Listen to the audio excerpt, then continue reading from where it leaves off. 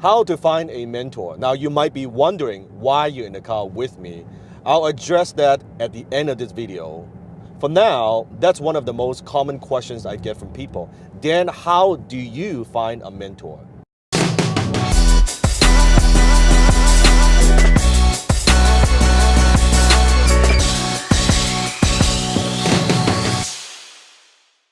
Well, let me take you back to the beginning, because when I was getting started, I was trying all kinds of ideas and all kinds of businesses, and I had all these crazy thoughts and ideas and wanted to do different things and wanted to be successful.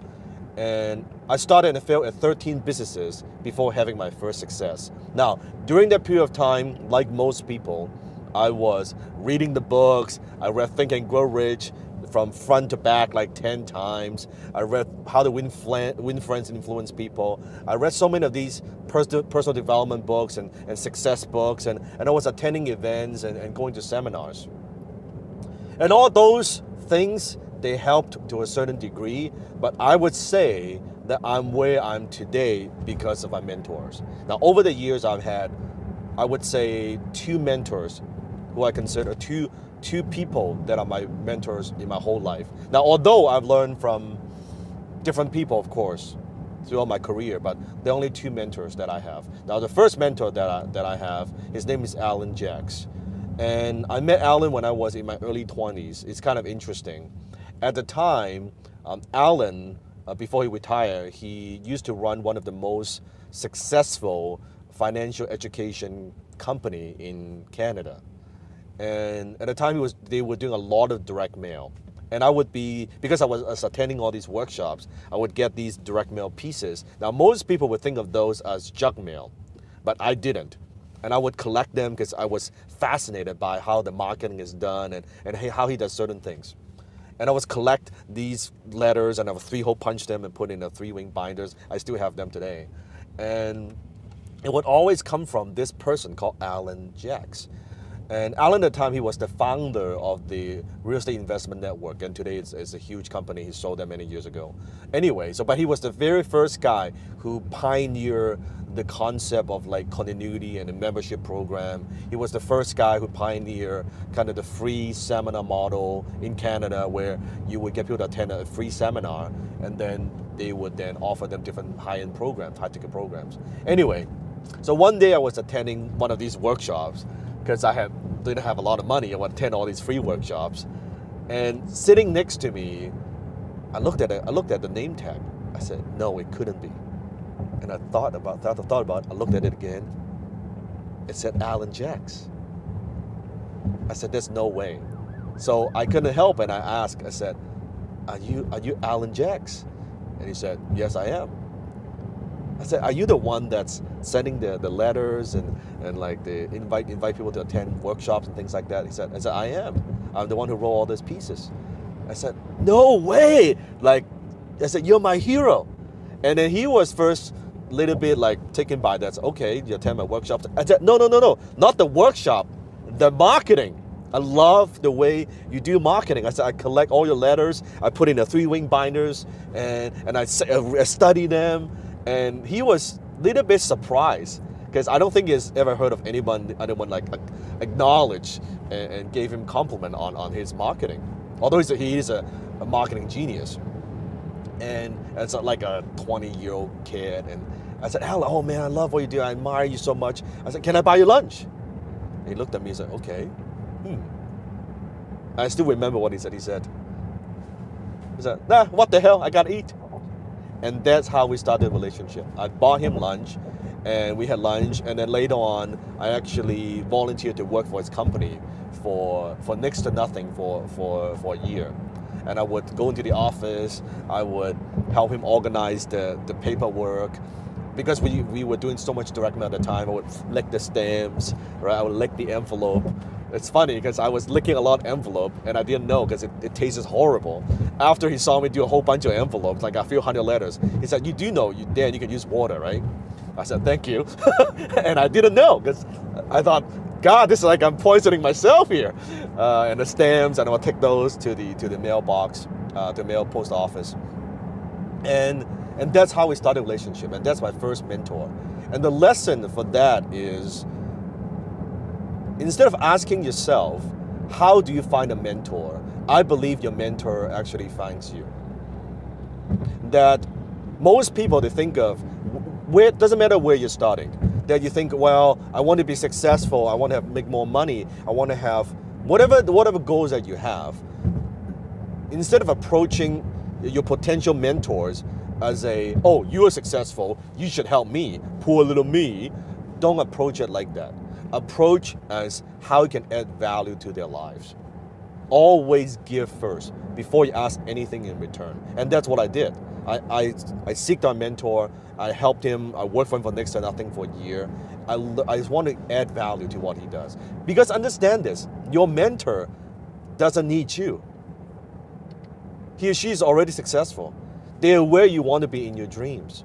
So think about, why would they even want to spend and invest their time and effort with you? You got to think about that. Don't come from the angle of being selfish, or just because someone is successful, they're obligated to help me. That's a very poor person's mentality. Add value to what they do first, and don't even go to them with an agenda. Because think about, I can tell you, when you're successful, people come to me for two things. Either they come to me for money, or they come to me for a job. You don't want to go to your mentors with either of these two things, because then they'll categorize you as, oh, this guy just wants something from me, or that he just wants money from me, or whatever the agenda.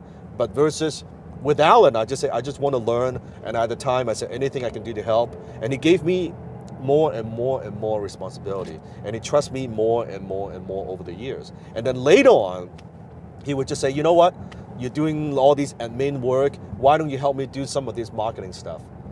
And it started showing me, how do you write copy? How do you communicate? How do you use words to influence people? And that's the year that changed my life.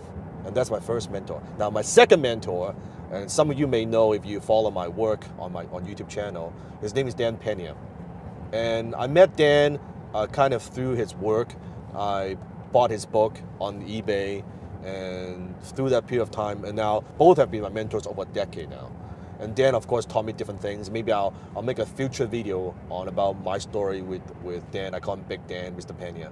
And so what I'm saying is this: when you seek your mentor, you want to find someone who you respect. You want to find someone who you resonate with. Just because someone is successful financially doesn't necessarily make them a good mentor. Because sometimes they are successful in a certain way, but you have to ask yourself, are they the ideal role models for you, right? Do you share the same value? Do you connect with them, right? With Alan, we connect on so many different levels. Are you comfortable kind of hanging out with your mentor? I think that's very, very critical. That there has to be some form of connection, not just business, but the social sense, right? I think that's very important. And you don't want to go to them where you are very, of course, you want to spend time, you want to get as much time with them as possible, but at the same time, respect their time, respect the space, because they're also very, very busy, chances are, if they're successful. I think those would be the main tips. Now, I do know that sometimes what holds people back is that doesn't matter where you're at, and you see someone who's very successful, that you're afraid to approach them. I can tell you over the years, putting mentors aside, whenever I see someone successful, and when I seek help, when I ask them for lunch, when I ask them for dinner, when I just reach out, very sincere, not with no agenda, not trying to get money from them or anything like that, I just want knowledge. 9 out of 10, I can tell you that people who are successful, they're very generous. I've been turned down maybe a handful of times. Out of the hundreds and hundreds of times I ask people, I've turned down maybe a couple of times. And it shows you that people who are successful, if you approach them with sincerity, they would say, and at the time I was nobody, I was just a kid. And they would say, sure, I'll give you the time. And they would spend the time, and you ask good questions, and I would take notes, obviously, and I learned through that period of time. So those are good. So don't be afraid to ask. That's what I'm saying. Don't be afraid to ask. When you find that mentor, when you find that person, when you find the mentor that you know, this is who I want to learn from, you go all in. You just go all in. Don't be jumping from oh, I learned a little bit from this guy, I learned a little bit from that guy, I learned a little bit from that guy. You never get good. Because it's the same metaphor that I use in martial art, right? Let's say if you want to learn karate or you want to learn taekwondo or you learn boxing, just imagine. This week you go to a boxing class, next week you'll go to a taekwondo class, the week after you go to a karate class. You will not get good at any one of them. It's impossible. But when you find something, say, you know what, I want to learn Kung Fu, okay, I learned from one instructor, and usually you look at martial art, they stay with the instructor for years, sometimes decades, to learn and master that art. And the same in business. People somehow in business, they think they can watch a fucking YouTube video. Oh, I watched one video, I understand this guy, what he's about. It's ridiculous if you think about it. But that's how people think nowadays. And or they watch one video, they assume a certain things about you. And people, the same thing with, they watch my videos, they assume a certain things about me, but the truth, they don't know shit about me.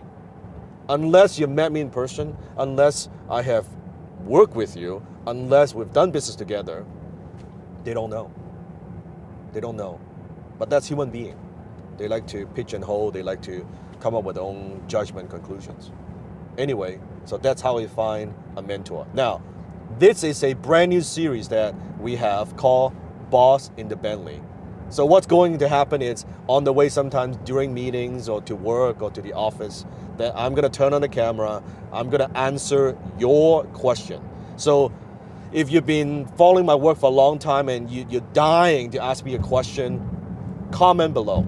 If it's a good question, I will take the time and I will answer it, turn on the camera and do it kind of like this setting. You can ask me anything you want about business, about success, about just what's going on in my life. But make sure the question is not selfish, not just about your situation, but also about everybody else. So ask me a question that's more universally beneficial for other people who are watching this channel, that would benefit other viewers as well. Then I will take those questions. I will make a future video based on that. If this is the first time you're watching my video, make sure you click on the subscribe button, turn notification, click on the bell, so anytime we release a new video, you get notified as well. And give me a thumbs up. Until next time, I'll see you in the next video.